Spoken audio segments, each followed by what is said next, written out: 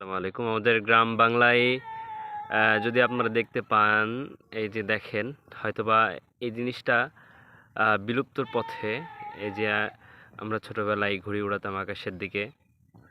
আমরা যখন বিকেল হতো তখন ঠিক এরকমভাবে ওই যে ওখানে ঘুড়ির যিনি মালিক তিনি উড়াচ্ছেন।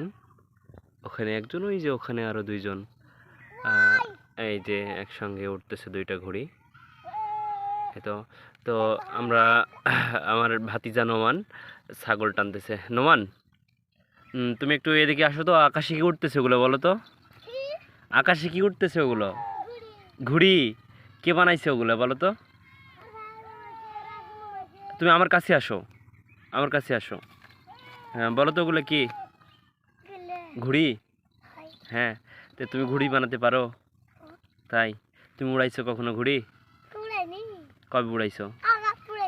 কত আগাই? তাই? তো এখন এই যে ঘুড়িগুলো উঠতেছে, এই ঘুড়িগুলো কে তৈরি করছে, মানে কে উড়াচ্ছে এখন? তোমার ভাইয়া আর রাফি। আচ্ছা তুমি এখানে আসো। তোমার হাতে কি ওটা? দড়ি। কিনে যাচ্ছ তুমি? ছাগল। তাই? তুমি কোন ক্লাসে পড়াশোনা করো? আচ্ছা ঠিক আছে। আচ্ছা নোমান, আমার কাছে আসো, আমার কাছে আসো। বলো, তোমার পরিচয় দাও আগে। তোমার নাম কি? নোমান। তোমার আব্বুর নাম কি? আম্মুর নাম কি? দাদুর নাম কি? হ্যাঁ, নিম্বর। নিম্বরের নাম কি?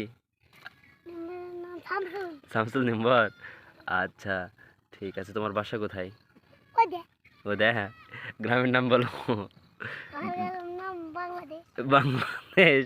তোমার গ্রামের নাম বাংলাদেশ? তাহলে তোমার দেশের নাম কি?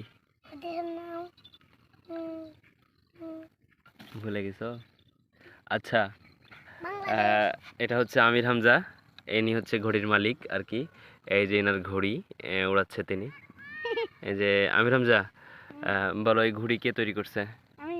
তুমি তৈরি করছো? তৈরি করতে পারো? তৈরি করতে কত সময় লাগছে? 20 মিনিট। উঠতেছে কেমন করে? তুমি এই ঘড়ি দিয়ে ওই ঘড়িকে একদম তার কেটে দিতে পারবে না? ঘড়ির সুতা পারবে? তাই? ঠিক আছে। ঘড়ির নাম কি বলো তো? জানো না? চং। হ্যাঁ, চংই তো। আচ্ছা, এই এই ঘড়ি হচ্ছে ছাপা চং বলে, তাই না? ছাপা বলে। হ্যাঁ, ঠিক আছে, নাও তাহলে, ওড়াও। ঠিক আছে।